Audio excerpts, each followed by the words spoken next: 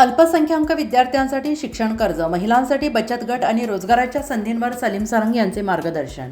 मौलाना अब्दुल कलाम आझाद अल्पसंख्याक महामंडळ अध्यक्ष श्री सलीम सारंग साहेब आणि मुस्लिम वेलफेअर असोसिएशनचे संस्थापक अध्यक्ष परभणी जिल्हा येथे 2 दिवस चर्चासत्र आणि यात शिक्षा, महिला बचत गट आणि रोजगार उपलब्धीबद्दल माहिती. स्वातंत्र्य दिनाचे औचित्य साधून या कार्यक्रमाच्या माध्यमातून गरजू उच्च शिक्षण घेणाऱ्या विद्यार्थ्यांना आणि भगिनींना स्वयंरोजगार उपलब्ध आणि शिक्षा कर्ज या संदर्भात त्यांनी माहिती दिली. जिथे सरकारकडून अल्पसंख्याक मंडळात मार्फत फक्त 22% हा निधी वाटप होणार होता, तिथे त्याची टक्केवारी वाटप जास्त करत 33% निधी उपलब्ध करून दिल्याची घोषणा झाली. 2 दिवस सत्रामध्ये परभणी जिल्ह्यातील माननीय आजी माजी भावी असे अनेक नामवंत मंडळी उपस्थित होते. सोबत विशेष रोजगार उपलब्धीसाठी संघटनेमार्फत विशेष अतिथी यांनी ही माहिती दिली आहे. मुस्लिम वेलफेअर असोसिएशन हे फक्त एक नाव आहे, परंतु संपूर्ण समाजासाठी आम्ही काम करण्यासाठी एकनिष्ठ आहोत, हे सलीम सारंग साहेबांनी आपल्या संभाषणात जाहीर केलं. मान्यवरांचे छोटे कलमी वृक्ष देऊन सत्कार करण्यात आले. Voice of Maharashtra TV news चॅनेलसाठी उपसंपादक मुन्ना मुजावर आणि ब्युरो चीफ शमीम पठाण यांचा विशेष रिपोर्ट. तो मैं फिगर आपको 24-25 का दे रहा हूँ, 25-26 का भी कि हम स्कीम आपको फिगर दे रहे हैं. लगभग परभणी जिले से 24 फाइल हमारे पास आई हुई है एजुकेशन की, जिसमें से 18 फाइल को हमने मंजूरी दी है और 18 फाइल को हमने वाटप भी दे दिया, उनको सेंक्शन भी दे दिया, उनको पैसे भी उनके अकाउंट में दे दिए. ये एजुकेशन की बात कर रहे हैं. तो हमने प्रयास किया कि एजुकेशन की जब फाइल आती है उसको हमको रोकना नहीं, क्योंकि एजुकेशन इज वेरी इंपॉर्टेंट. समाज पढ़ेगा तो देश उन्नति करे, समाज पढ़ेगा तो देश उन्नति कैसे करे. तो उसमें मैं एक फिगर आपको बता रहा हूँ, जो मेरे साथी जो परभणी में आप लोगों की सेवा में यहाँ रहते हैं, इन्होंने काफी मेहनत करके मुझे कुछ फिगर लेके आए हैं.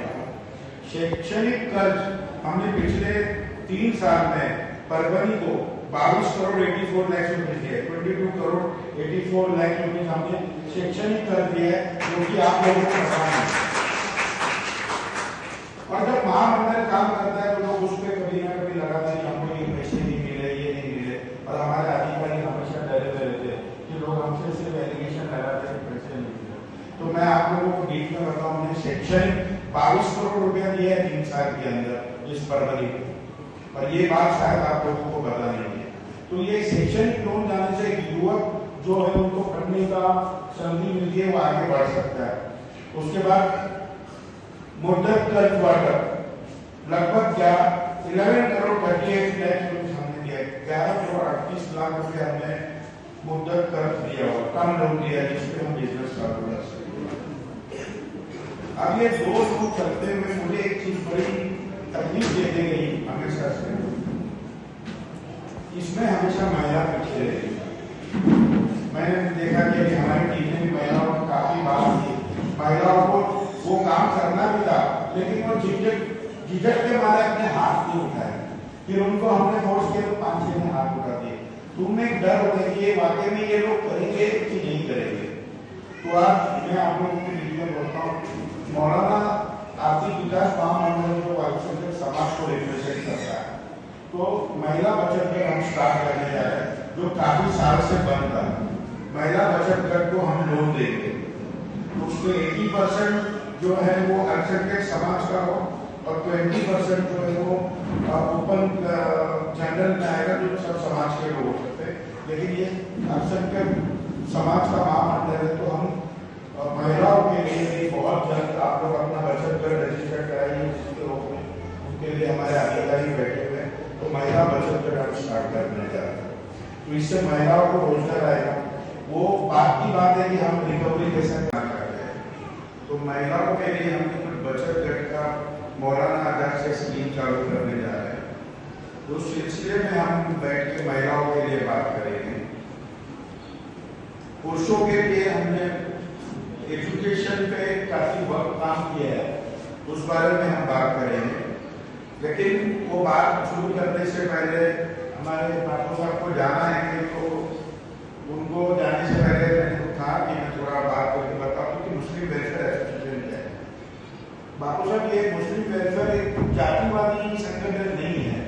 मुस्लिम वेलफेयर एसोसिएशन इसलिए रखा है क्योंकि ये समाज आज सबसे पिछड़ा हुआ समाज है। इस समाज को कोई पूछने नहीं जा रहा है, इस वजह से इकोनॉमिकली बैकवर्ड है ये समाज, तो इसलिए हमने मुस्लिम वेलफेयर एसोसिएशन रखा है।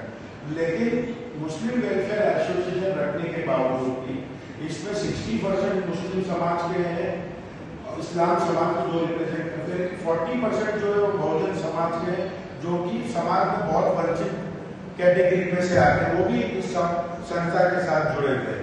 तो जो पिछड़े हैं उनको हम साथ में लेके चले, जातिवाद मजहब ये नहीं देखते हुए, उनके पिछड़ापन को देखते हुए हमने संगठन में उनको साथ में लिया। ये सिर्फ मुसलमानों का नहीं, सिर्फ नाम मुस्लिम वेलफेयर एसोसिएशन है, इस वजह से कि इकोनॉमिकली सबसे बैकवर्ड है। तो मैं ये बात आप सब लोगों को क्लियर कर दूँ, नहीं तो इसको जातिवादी ना देखा जाए, नहीं तो हमारे देश में हर चीज जातिवादी का चलती। तो इस संगठन में हम सब साथ में, यहाँ तक कि बाबू साहब मैं बताऊँ कि हमारे संगठन में ब्राह्मण समाज के भी काफी लोग जुड़े हुए हैं, और ये संगठन एक पहला संगठन है क्योंकि आप देखेंगे मुसलमान समाज में काफी लीडर जो है, जो यूपी और बिहार से आके यहाँ मंत्री बन चुके हैं मुसलमान समाज के। ये पहला संगठन है जो महाराष्ट्र में बना है और यूपी बिहार में जाके बड़ा काम कर रहा है। तो ये हमारे लिए सबके लिए प्राउड की बात है कि महाराष्ट्र का संगठन यूपी, गुजरात और बिहार में बड़े लेवल पे काम कर रहा है। तो इस पे मैं अपनी बात आपसे विस्तार में रखूंगा आप लोगों को क्या है। तो बाबू साहब को मैं